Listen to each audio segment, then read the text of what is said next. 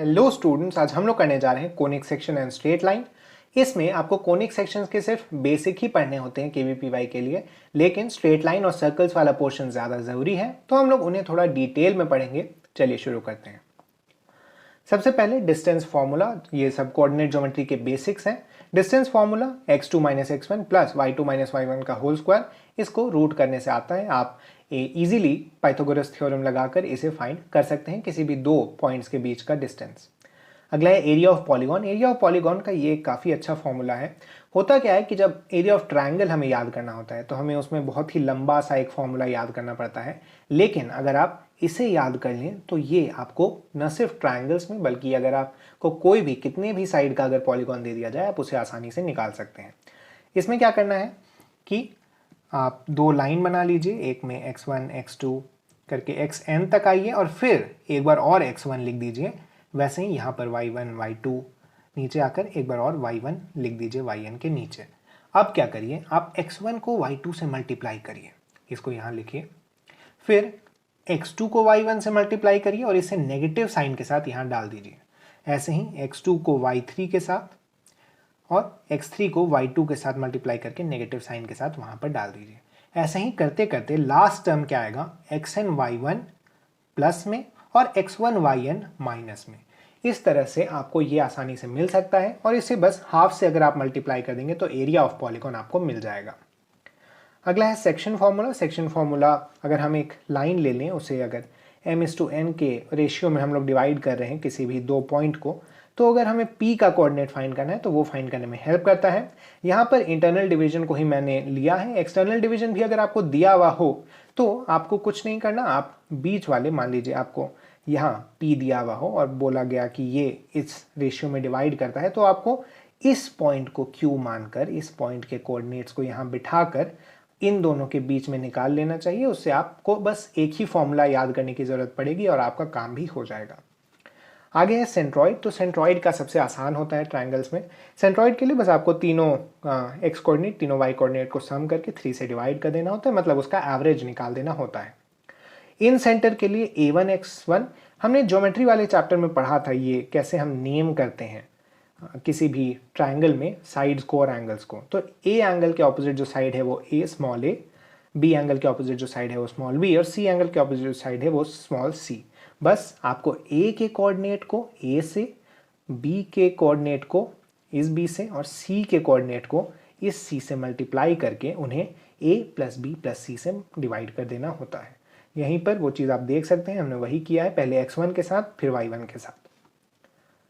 x centre में बस जिस साइड के, मतलब जिस एंगल के ऑपोजिट वाला x सेंटर, जैसा आपको पता है कि हमारे किसी भी ट्रायंगल में 3 x सेंटर्स होते हैं तीनों x सर्कल्स के लिए, तो आपको जिस भी एंगल के ऑपोजिट वाला x सेंटर चाहिए होता है, आपको बस उसी के रेस्पेक्ट में नेगेटिव, उसी के सामने हम बस कह सकते हैं नेगेटिव लगा देना होता है इन सेंटर वाले फॉर्मूले में ही, तो आप आसानी से उसे फाइंड कर सकते हैं। अगला है कि HG/GO 2:1 होता है। H यहाँ पे ऑर्थो सेंटर है, G यहाँ सेंट्रॉइड है, O यहाँ सर्कम सेंटर है। आपको ये रेशियो याद रखना चाहिए, ये काफ़ी इंपॉर्टेंट रेशियो है और कई सारे क्वेश्चंस में इस रेशियो को ही यूज़ करके आंसर तक पहुँचते हैं। ये न सिर्फ आपको स्ट्रेट लाइंस में, सर्कल्स में, बल्कि आगे जो आप पैराबोला, एलिप्स और हाइपरबोला पढ़ेंगे उसमें भी हेल्प करेगा। उसके बाद है स्लोप। किसी भी दो पॉइंट के बीच में अगर हम लोग लाइन सेगमेंट बना दें तो उस लाइन सेगमेंट का, या फिर अगर उसे एक्सटेंड कर दें तो उस लाइन का स्लोप क्या होता है, वो मिलता है हमें y2 minus y1 by x2 minus x1 से। ये आप याद रखें। अगला है एंगल बिटवीन लाइन्स। अगर दो लाइन्स के स्लोप आपको दिए हुए हैं, स्लोप आपको पता है क्या होता है, ये अगर थीटा है तो tan थीटा उस एंगल का, उस लाइन का स्लोप होता है।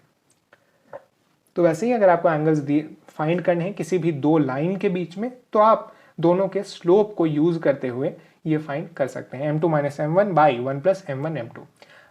ये tan का ही फॉर्मूला है, आप एक तरह से कह सकते हैं, इसीलिए tan theta is equal to m2 minus m1 by 1 plus m1 m2।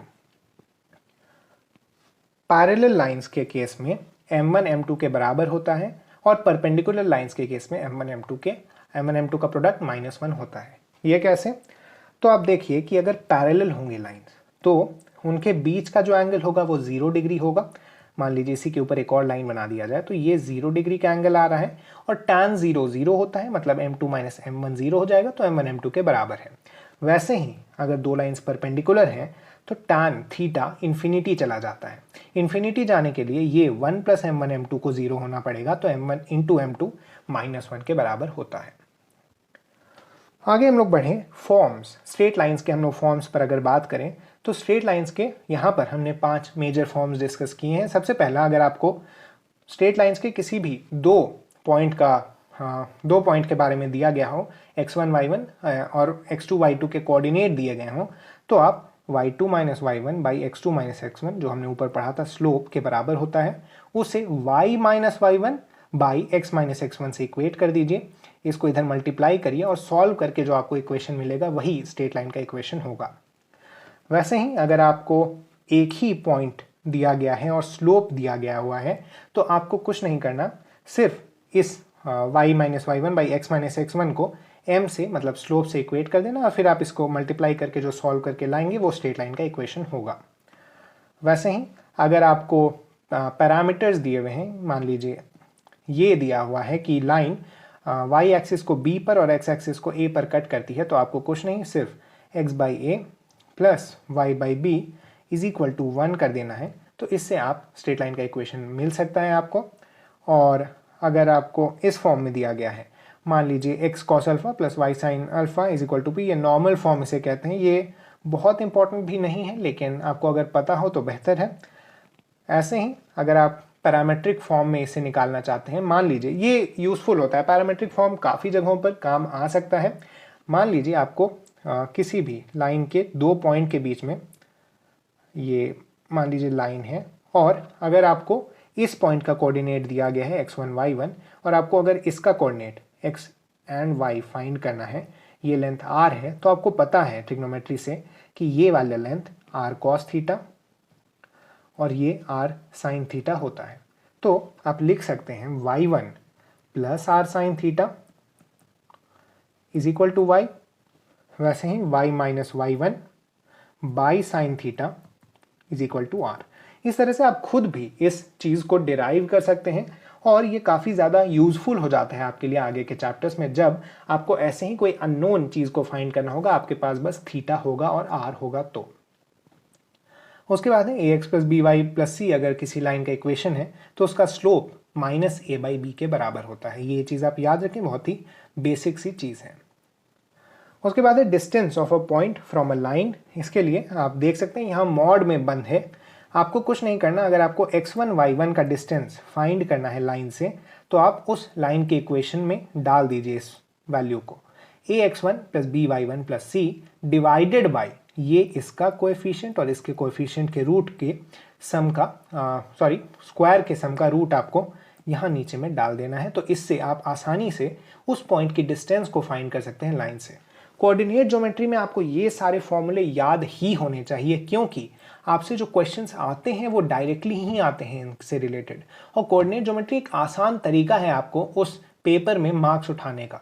क्योंकि आपने देखा है ज्योमेट्री में आपको कई सारी चीज़ें याद रखनी होती हैं, कई सारी चीज़ें अप्लाई करनी होती हैं, लेकिन कोऑर्डिनेट ज्योमेट्री में अगर आपको बेसिक फॉर्मूला पता है तो आप आसानी से आंसर तक पहुंच सकते हैं, बिना ज़्यादा सोचे या बिना ज़्यादा अपना टाइम स्पेंड किए मैथ्स के सेक्शन पर।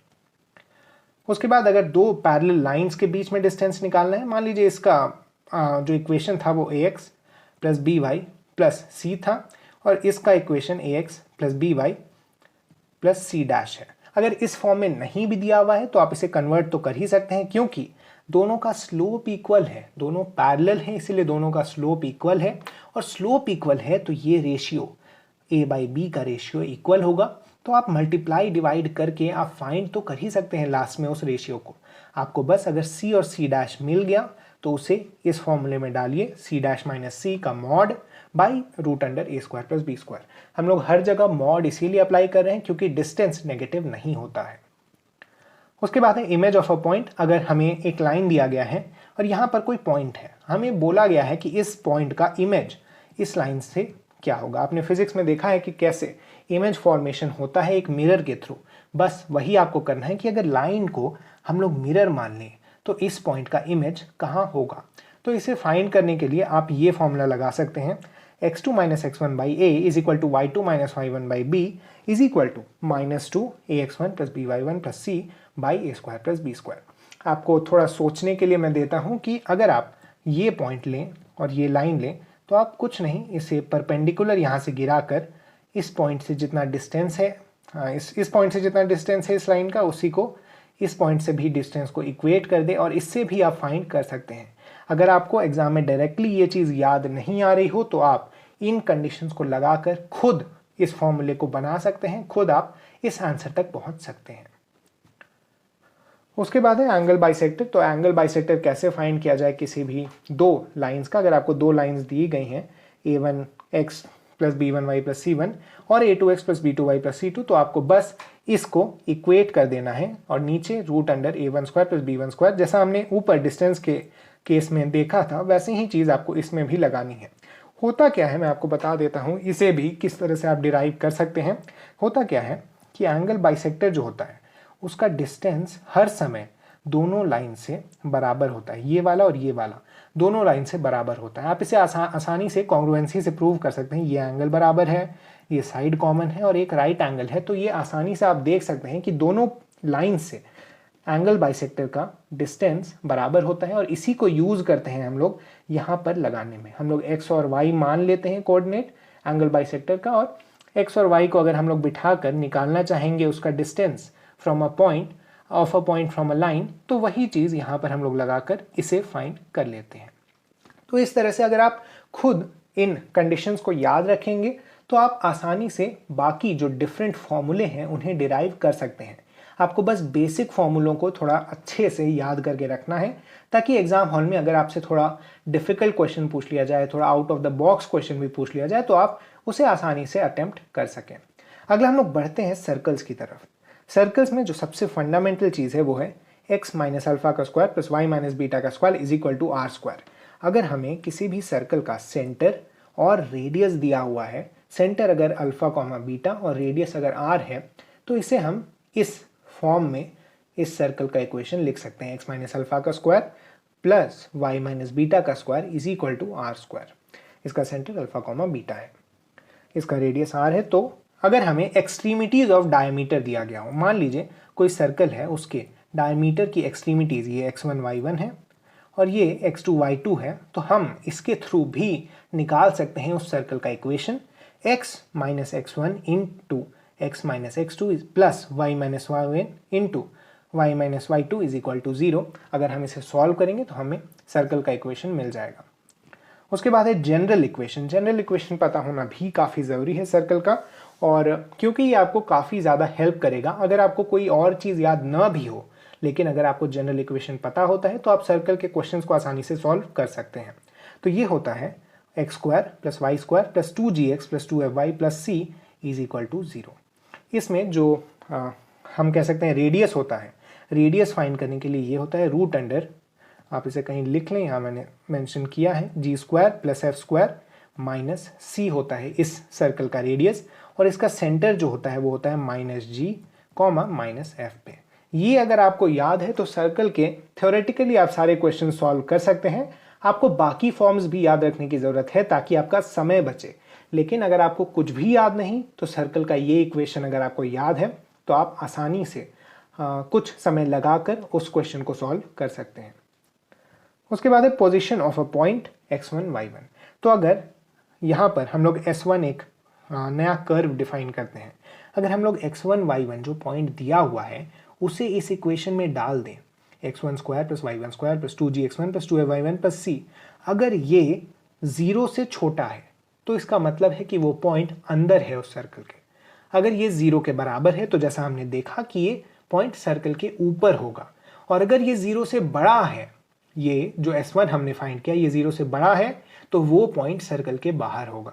ये काफ़ी इंपॉर्टेंट चीज़ है पता होना, क्योंकि अगर आपसे पूछा जाए एक पॉइंट देकर और सर्कल का इक्वेशन देकर कि बताइए ये अंदर बाहर या सर्कल के ऊपर है, तो आप डायरेक्टली बस उस पॉइंट के कोऑर्डिनेट्स को सर्कल के इक्वेशन में रिप्लेस करके और उसको 0 से मतलब उसका वैल्यू 0 के रेस्पेक्ट में रख के आराम से निकाल सकते हैं कि वो पॉइंट अंदर बाहर या सर्कल के ऊपर है। उसके बाद आता है length of cord.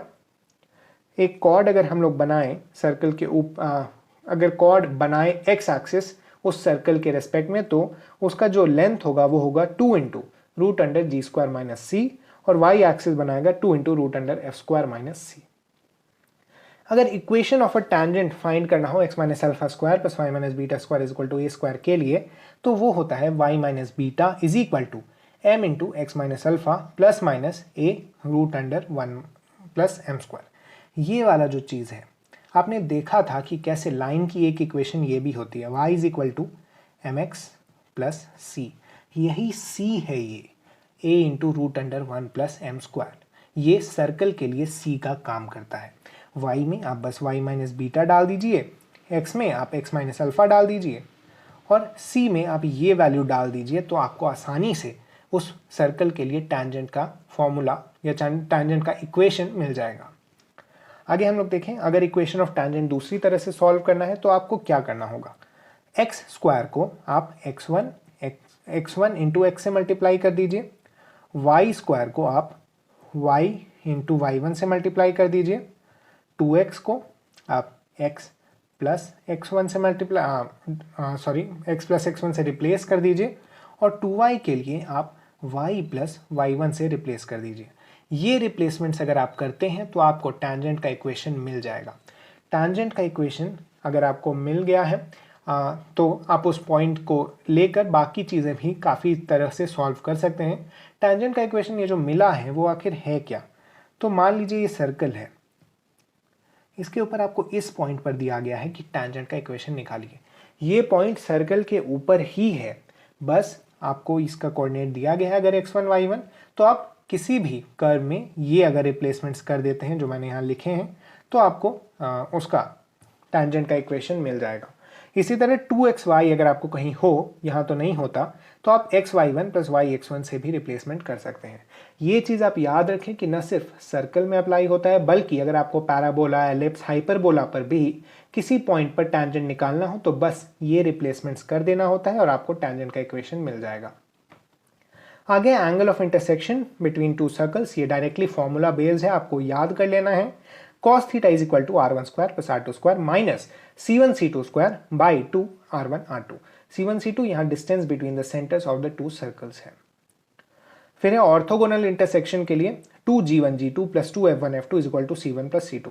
Orthogonal intersection होता है जब 90 डिग्री पर कोई भी दो कर्व्स इंटरसेक्ट करती हैं, तो उसके लिए भी ये कंडीशन आप याद रख लें कि मान लीजिए दो सर्कल 90 डिग्री पर इंटरसेक्ट करिए, तो बस आप यहाँ g1 g2 f1 f2 और c1 c2 रिप्लेस कर दीजिए और आपको आंसर मिल जाएगा, या कोई कंडीशन मिल जाएगी जिसके थ्रू आप आंसर तक पहुंच सकते हैं।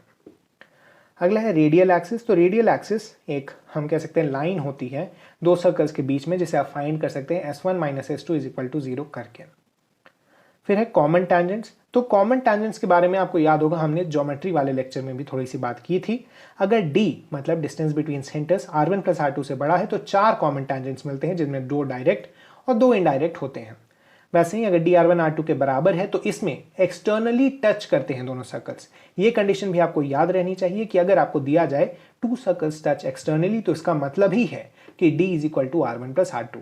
इसमें एक कॉमन टैंजेंट और 2 डायरेक्ट टैंजेंट्स होते हैं, और एक ट्रांसवर्स टैंजेंट और 2 डायरेक्ट टैंजेंट्स होते हैं।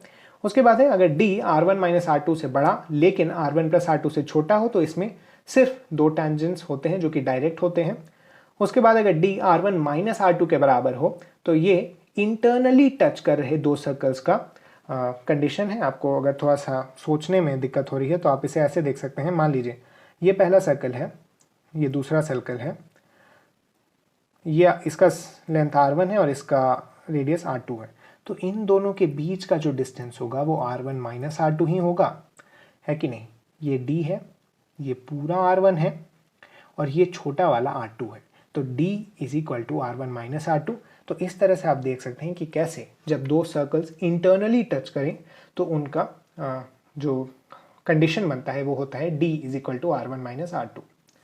उसके बाद है अगर d r1 माइनस r2 से छोटा हो जाए तो एक भी कॉमन टैंजेंट नहीं बनता, क्योंकि एक सर्कल दूसरे सर्कल के अंदर घुस चुका होता है।